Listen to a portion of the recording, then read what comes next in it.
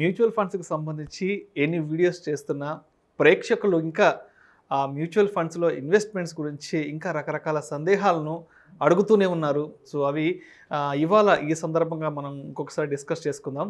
అసలు మ్యూచువల్ ఫండ్స్లో systematic investment plan చేయాలంటే మినిమం ఎంత అమౌంట్తో స్టార్ట్ చేయాలి, మ్యాక్సిమం ఎంత అమౌంట్ వరకు చేసుకోవచ్చు, అదేవిధంగా ఎన్ని సంవత్సరాల కాల పరిమితి అనేది ఉంటుంది, అంటే 20 ఏళ్ళ, 30 ఏళ్ళ, 40 ఏళ్ళ, ఎన్నేళ్ళ కాల పరిమితి ఉంటుంది. ఒకవేళ సిస్టమాటిక్ ఇన్వెస్ట్మెంట్ ప్లాన్ చేస్తున్నప్పుడు మధ్యలో చేతిలో డబ్బులు లేకపోతే, ఒకవేళ మనం ఆగిపోతే మళ్ళా సర్వీసెస్ని కొన్నాళ్ళ తర్వాత రెజ్యూమ్ చేసుకోవచ్చా, లేదంటే మధ్యలో ఏదన్నా అవసరం పడ్డప్పుడు అమౌంట్ని విత్డ్రా చేసుకోవచ్చా అంటూ రకరకాల ప్రశ్నలను ప్రేక్షకులు ఫ్రీక్వెంట్గా అడుగుతున్నారు ఎస్ఐపికి సంబంధించి. సో ఇవాళ ఈ సందర్భంగా మన ప్రేక్షకులకు మరొకసారి దీని గురించి క్లారిటీ ఇవ్వగలరని కోరుకుంటున్నాను. నమస్తే విష్ణు గారు, మంచి క్వశ్చన్ అడిగారు విష్ణు గారు. మన ఇన్వెస్టర్స్కి మెయిల్ చేయడానికి విష్ణు గారు, ఎస్ఐపి అంటే సిస్టమాటిక్ ఇన్వెస్ట్మెంట్ ప్లాన్, అంటే క్రమానుగుణంగా నెల ఆర్ వీక్లీ కట్టేదాన్ని ఎస్ఐపి అంటారు విష్ణు గారు. అయితే జనరల్గా అన్ని ఏఎంసీస్, ఎక్కువ ఏఎంసీస్ 500 ఆఫర్ చేస్తున్నాయి విష్ణు గారు. కొన్ని ఏఎంసీస్ అంటే మ్యూచువల్ ఫండ్ సంస్థలు మంత్లీ 100 రూపీస్తో కూడా స్టార్ట్, 100 రూపాయలతో కూడా, 100 రూపాయలు, మినిమం 100 రూపాయల నుంచి 100 రూపాయలతో కూడా స్టార్ట్ చేయొచ్చు.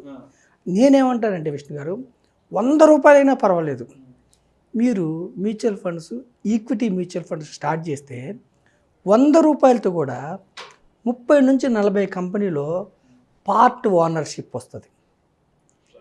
మారుతి కంపెనీలో కానీ, హెచ్డిఎఫ్సి బ్యాంక్లో కానీ, తర్వాత ఇన్ఫోసిస్లో కానీ, టీసీఎస్లో, అంటే లార్జ్ క్యాప్ ఒకవేళ తీసుకుంటే పెద్ద కంపెనీలో ఎంతో కొంత పార్ట్ ఓనర్షిప్ వస్తుంది. అంటే మ్యూచువల్ ఫండ్స్ ప్రజలకు అందించే మహాద్భుతమైన మేలు కొన్ని కంపెనీస్లో ఓనర్షిప్. సో కనీసం 100 రూపాయలతో అయినా ఇనిషియేట్ అనేది తీసుకోమంటున్నాను విష్ణు గారు. ఒక్క అడుగుతో ప్రారంభించమంటారు. ఒక్క అడుగుతో స్టార్ట్ చేయండి, వేల మైళ్ళు ప్రయాణించవచ్చు. ఎగ్జాక్ట్లీ చాలా చక్కని మాట అది. ఒక్క అడుగు స్టార్ట్ చేయండి విష్ణు గారు. లంసమ్ అనుకోండి విష్ణు గారు, ఒకటేసారి స్టార్ట్ చేయాలంటే ఏక మొత్తంలో 5,000 ఒకసారి ఇన్వెస్ట్ చేసి, తర్వాత డబ్బులు ఉన్నప్పుడల్లా 500, 1000 రూపాయలు ఇన్వెస్ట్ చేసుకుంటే వెళ్ళచ్చు. మీ దగ్గర డబ్బులు ఉన్నప్పుడే కనీసం మొత్తం 5,000. కొన్ని సెక్టోరియల్ ఫండ్స్లో 5,000 కంటే తక్కువ కూడా ఉంది. ఓకేనా విష్ణు, 5,000తో స్టార్ట్ చేయొచ్చు. 5,000 రూపాయలతో కూడా మీరు ఒకటేసారి కట్టి 30 నుంచి 40 కంపెనీలో పార్ట్ ఓనర్షిప్ అవ్వచ్చు. అంటే ఇప్పుడు లంసమ్ అని అంటున్నారు కదా, ఇప్పుడు ఎస్ఐపి అంటే నెలకు 500, 1000 రూపాయలు, 2,000, 3,000.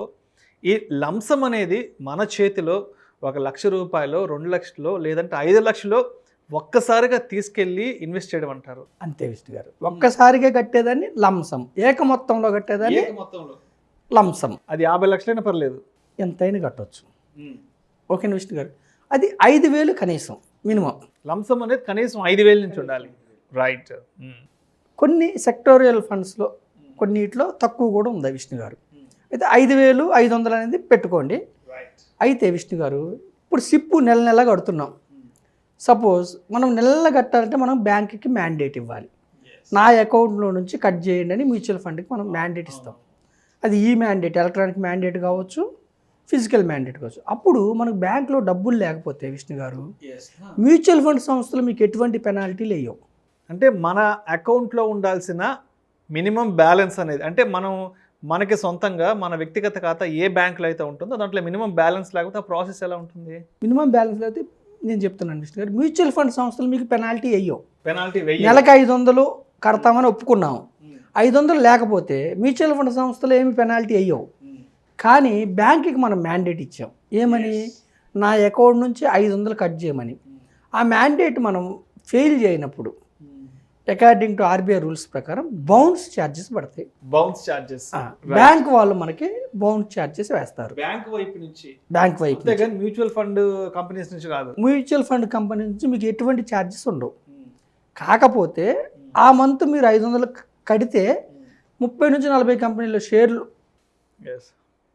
కొనటం ద్వారా మనకి యూనిట్స్ వస్తాయి కదా మ్యూచువల్ ఫండ్లో, ఆ యూనిట్స్ మనకి జమ కావు. ఓకేనా విష్ణు గారు, అంటే మనకి సంస్థ నుంచి పెనాల్టీ ఉంటుంది కానీ బ్యాంక్స్ నుంచి పెనాల్టీ ఉంటుంది. సపోజ్ ఒక ఇన్వెస్టర్ సిప్ స్టార్ట్ చేశాడు, అతనికి మధ్యలో ఆర్థిక సమస్యలు వచ్చినాయి అనుకోండి విష్ణు గారు, సిప్ని ఒక 3 నెలల్లో పాస్ చేసుకోవచ్చు, ఆప్ పెట్టుకోవచ్చు.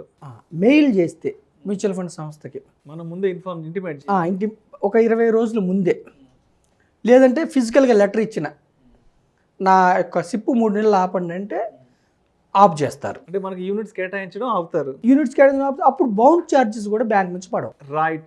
అంటే ముందుగానే బ్యాంక్ కూడా ఇన్ఫర్మేషన్ వెళ్ళిపోతుంది. బ్యాంక్కి అవసరం లేదు, మనం మ్యూచువల్ ఫండ్ సంస్థకి ఇస్తే వాళ్ళు బ్యాంక్కి ఇన్ఫర్మేషన్ ఇస్తారు. అంటే వాళ్ళ వైపు నుంచి బ్యాంక్ ఇన్ఫర్మేషన్ వెళ్తుంది, వాళ్ళు ప్రజెంట్ చేయరు ఈసీఎస్, అప్పుడు మనకు బౌండ్ ఛార్జెస్ పడవు. 3 నెలలు కాదు విష్ణు గారు, ఇప్పుడు కోవిడ్ టైంలో జాబ్స్ పోయినాయి కొంతమందికి, ఎక్కువ కాలం ఒక 6 నెలలు 1 year ఆపుకోవాలంటే సిప్ ఆపుకోవచ్చు. ఇలాగే మెయిల్ ద్వారా కానీ ఫిజికల్ లెటర్ ఇస్తే కానీ ఆగిపోతుంది. మరి ఇంతవరకు కట్టిన డబ్బులు ఏమవుతుంది, అవి మార్కెట్ యొక్క పరిస్థితులు అనుగుణంగా మార్కెట్ పెరిగితే పెరుగుతుంది, తగ్గితే అదే వేస్ట్ కావు మనకి. ఇంకోటి ఏంటంటే విష్ణు గారు, సపోజు సిప్ పెంచుకోవచ్చా, మన ఆర్థిక పరిస్థితి బాగుంది పెంచుకోవచ్చు, మ్యాండేట్ మళ్ళీ ఎక్కువ 500 కట్టేది 1000 చేసుకోవచ్చా, చేసుకోవచ్చు. సిప్ తగ్గించుకోవచ్చా, తగ్గించుకోవచ్చు. కంప్లీట్గా ఆపుకోవచ్చా, ఆపుకోవచ్చు. పాస్ చేసుకోవచ్చా, చేసుకోవచ్చు. సపోజ్ మీకు ఒక 6 months కట్టారు విష్ణు గారు, ఒక 10,000 కట్టారు, డబ్బు అవసరం ఉంది, వెనక్కి తీసుకోవచ్చా, తీసుకోవచ్చు.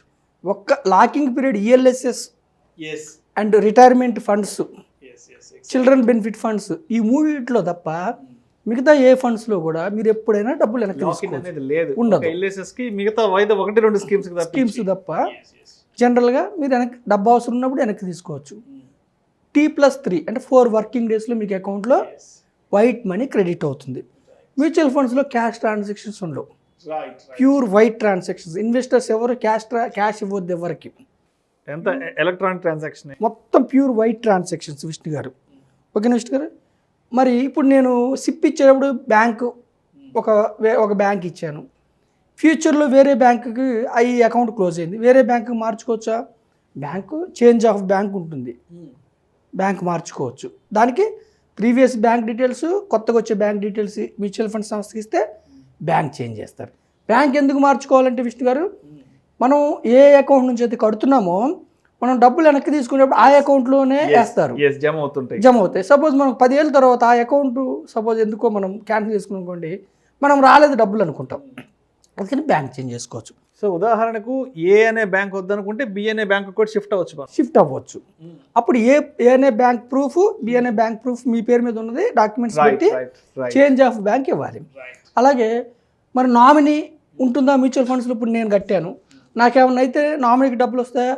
నామినీ కంపల్సరీ ఉంటుంది, మ్యూచువల్ నామినేట్ చేసుకోవాలి, మనం చేసుకోవాలి. నాకేమైనా అయినప్పుడు నా నామినీకి యూనిట్స్ ట్రాన్స్ఫర్ అవుతాయి, వాళ్ళు వెళ్ళి క్లెయిమ్ చేసుకోవాలి. అలాగే ఏమైనా ప్రూఫ్ ఇస్తారా మరి మ్యూచువల్ ఫండ్స్లో? ఎల్ఐసిలో, ఇన్సూరెన్స్లో బాండ్స్ ఉంటాయి, ఇక్కడ మనకి స్టేట్మెంట్ వస్తుంది.